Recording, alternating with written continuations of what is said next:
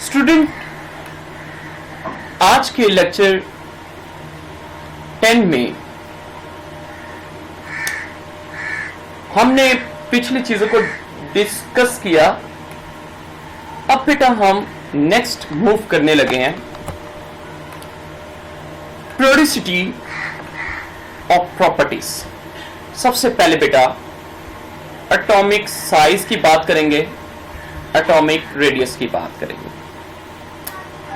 इससे पहले आपका ये क्वेश्चन हो सकता है कि सर रेडियस क्या होता है। कोई भी बेटा सर्कल लें, मैंने यहां पे एक सर्कल ड्रॉ कर दिया है, ये सर्कल, इसका सेंटर तकरीबन ये वाला है।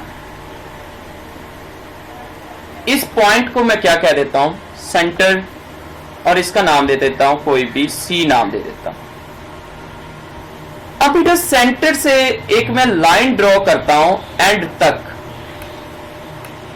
ये लाइन को हम रेडियस कहते हैं।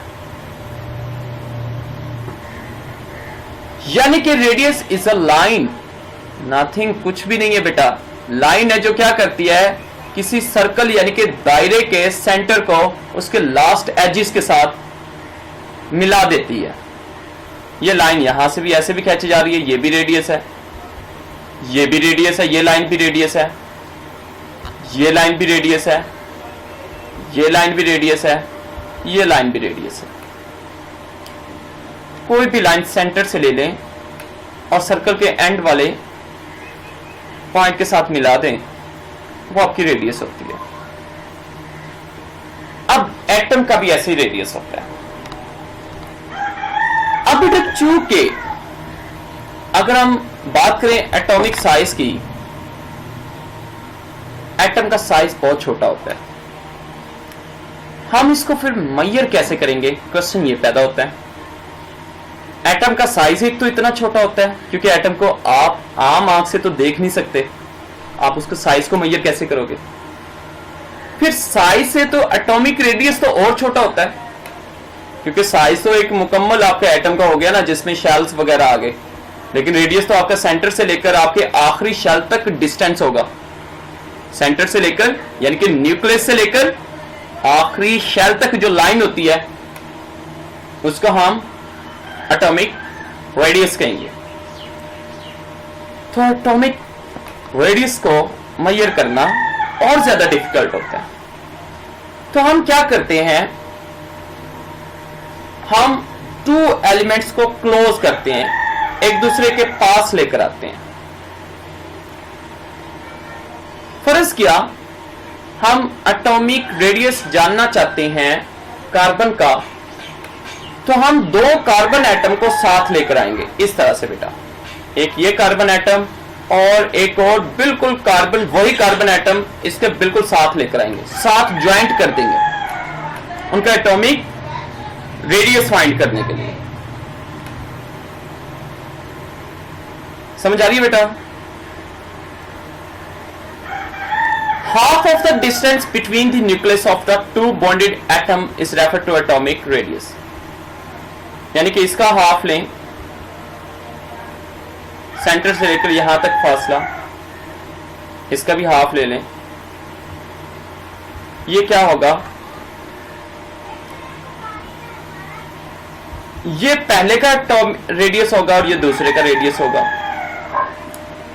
अब क्वेश्चन यह है कि इनको क्लोज क्यों लाया गया, क्योंकि मैंने बता दिया क्योंकि एटॉमिक साइज इतना छोटा होता है तो एटम के रेडियस को मेजर करना बहुत मुश्किल होता है। मैं एक और एग्जांपल से बेटा दिखा देता हूं। इस बेटा डायग्राम को देखें, ये दो कार्बन एटम्स हैं, इन दोनों को साथ ज्वाइन किया हमने, लेकर आए, इन दोनों के न्यूक्लियस के दरमियानी फासले को मेजर करेंगे। इन दोनों का न्यूक्लियस यानी कि ये सेंटर न्यूक्लियस है, ये भी सेंटर न्यूक्लियस है, इन दोनों के न्यूक्लियस के दरमियान फासला जब मेजर किया गया तो वो कितना आ गया, 154 पीएम बेटा उसका यूनिट है। जिस तरह आप बाजार से चीनी लेते हैं 1 kg, kg क्या होता है, यूनिट होता है जिसमें वो चीज मेजर की जाती है। PM is also a unit जिसमें आपका डिस्टेंस मेजर किया गया। अब बेटे दो न्यूक्लियस के दरमियान जो डिस्टेंस आया है वो कितना है 154। अब बेटे देखें जो इनका दोनों का डिस्टेंस है वो किसके इक्वल होगा 2r यानी कि डबल रेडियस के इक्वल होगा। क्योंकि देखें ना दोनों का डिस्टेंस कैसे निकालेंगे, यहां से लेकर आप सेंटर से लेकर इसके आखिरी एज तक मिलाएं, ये पहला रेडियस, और इसके सेंटर से लेकर एज तक मिलाएं दूसरा रेडियस। दोनों रेडियस को मिलाएं तो आपके दोनों न्यूक्लियस के दरमियान फासला 154 आ जाता है। हमने मालूम क्या करना है, रेडियस इसका हाफ कर ले बेटा, इसका हाफ करेंगे तो दोनों कार्बन के सेम एटम है तो इनका रेडियस यानी कि हाफ करें, दोनों का हाफ करें, टोटल क्या आ रहा है ये देखें डायग्राम में, देखें ना ये लाइन वर्टिकल लाइन है, ये वर्टिकल लाइन है, दोनों न्यूक्लियस के दरमियान जो डिस्टेंस आया वो कितना है 154। अगर ये देखें ये नीचे वाली वर्टिकल लाइंस को देखें, ये हाफ किया तो ये कितना आ गया 154 का हाफ करें 77। तो ये देखें हाफ करने से ये उसका क्या बन गया, रेडियस बन गया। रेडियस बेटा डायरेक्ट मेजर नहीं किया जा सकता, बता दिया था, क्योंकि एटम का साइज छोटा होता है तो साइज को मेजर करना बड़ा मुश्किल होता है, तो उसके रेडियस को मेजर करना और ज्यादा मुश्किल है। तो कैसे मेजर किया हमने, दो सिमिलर एटम यानी कि कार्बन का मेजर करना चाहते हैं तो दो कार्बन के एटम को क्लोज करके ले आए, क्लोज करके ले आए, उनके दोनों न्यूक्लियस के दरमियान फासला मालूम करें, फासले को हाफ कर दे तो आपका क्या आ जाएगा, एटॉमिक रेडियस आ जाएगा।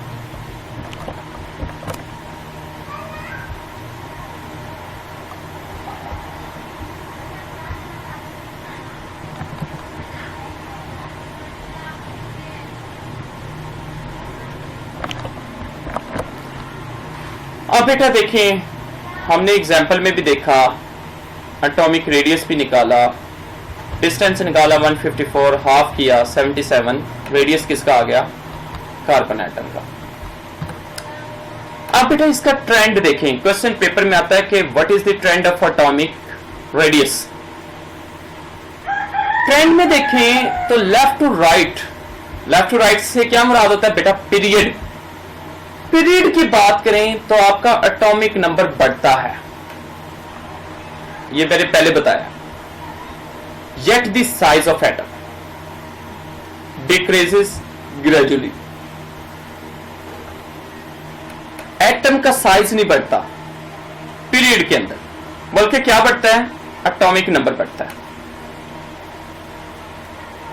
एटॉमिक नंबर में क्या होता है, एटॉमिक नंबर की डेफिनेशन क्या है, number of proton in an atom is called atomic number. एक एटम में प्रोटॉन की तादाद को एटॉमिक नंबर कहते हैं। पीरियड के अंदर आपको पता है एलिमेंट तरतीब ही ऐसे दिए गए हैं कि उनका एटॉमिक नंबर बढ़ रहा होता है, तो लिहाजा उनका एटॉमिक साइज कम हो जाएगा। एटॉमिक साइज कम होने की वजह से, एटॉमिक साइज छोटा है, एटम का साइज छोटा होता जा रहा है आगे पीरियड के अंदर, इसका मतलब उनमें एटॉमिक रेडियस कम हो जाएगा। तो आपने बताना है पीरियड के अंदर रेडियस क्या होता है, एटॉमिक रेडियस कम होता जाता है। जब क्यों कम होता जाता है, क्योंकि increasing order of atomic number, क्योंकि उनका एटॉमिक नंबर क्या होता जाता है, बढ़ जाता है। एटॉमिक नंबर बढ़ने की वजह से नंबर ऑफ प्रोटॉन बढ़ जाते हैं। नंबर ऑफ प्रोटॉन बढ़ने से प्रोटॉन की लास्ट शेल के साथ इलेक्ट्रॉन के साथ अट्रैक्शन ज्यादा हो जाती है, जिससे एटॉमिक साइज क्या हो जाता है, शॉर्ट हो जाता है, छोटा हो जाता है। एटॉमिक साइज ही छोटा होगा तो रेडियस भी छोटा हो जाएगा।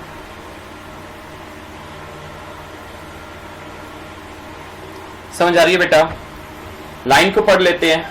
The effective nuclear charge increases, nuclear charge क्यों ज्यादा बढ़ता है, क्योंकि एटॉमिक नंबर बढ़ रहा है, प्रोटॉन की तादाद बढ़ रही है, तो इसका मतलब न्यूक्लियर का चार्ज बढ़ रहा है, क्योंकि प्रोटॉन न्यूक्लियस के अंदर होते हैं।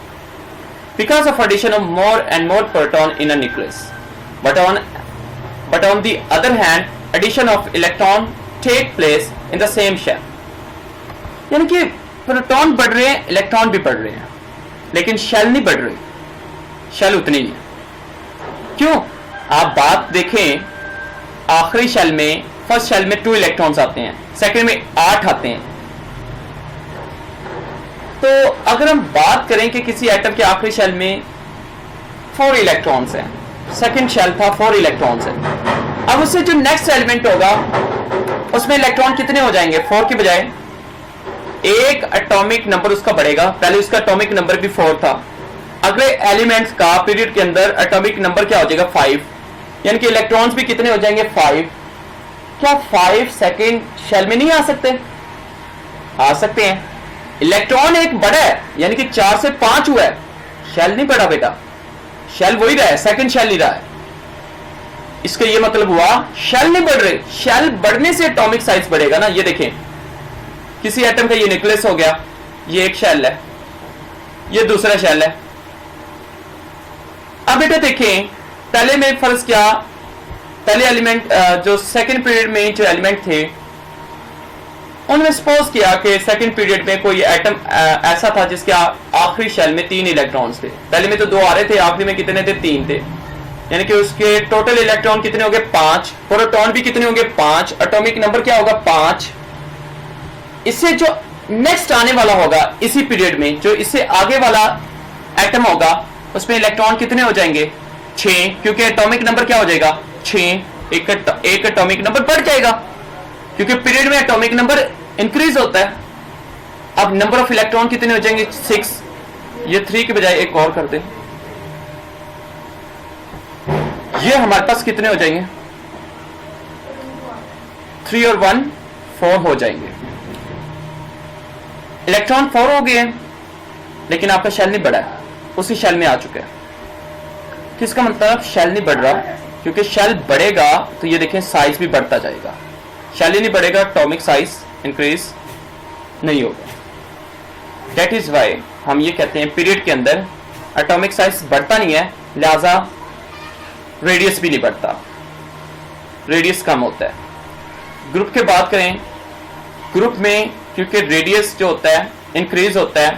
क्यों इंक्रीज होता है? क्योंकि शेल इंक्रीज हो रहे होते हैं। एक ग्रुप के अंदर देखा जाए, जो पहला ग्रुप में जो एलिमेंट होगा उससे नीचे जो होगा, उससे नीचे जो होगा, उनमें शेल बढ़ता जाएगा। शेल बढ़ने से एटॉमिक रेडियस भी बढ़ जाएगा।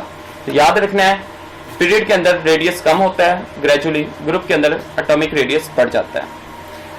ट्रांजिशन एलिमेंट की बात की जाए, ये लास्ट टाइम बताए थे ट्रांजिशन एलिमेंट होते क्या हैं, तो इनकी जो प्रॉपर्टीज हैं वो डिफरेंट होती हैं, यानी कि ये वेरीज कर रही होती हैं। इनकी पहले तो एटॉमिक रेडियस डिक्रीज होता है और फिर क्या हो जाता है इंक्रीज हो जाता है, किसके अंदर? पीरियड के अंदर। यानी कि ट्रांजिशन एलिमेंट का जो हाल है वो बाकी एलिमेंट जैसा नहीं है। शील्डिंग इफेक्ट क्या होती है, ये थोड़ा और आपको टॉपिक ऐसा है कि आपको लगेगा डिफिकल्ट है, लेकिन आप समझेंगे तो समझ आ ही जाएगी बेटा। लेकिन मैं कहूंगा आज की स्टडी यहां तक काफी है बेटा। मैं स्टडी को स्टॉप कर रहा हूं, क्लियरली बात सुन ले, लेक्चर रेडी होना चाहिए। ये चैप्टर नंबर जो 3 है ये बिल्कुल रेडी होना चाहिए, पीरियोडिक टेबल रेडी अब होना चाहिए।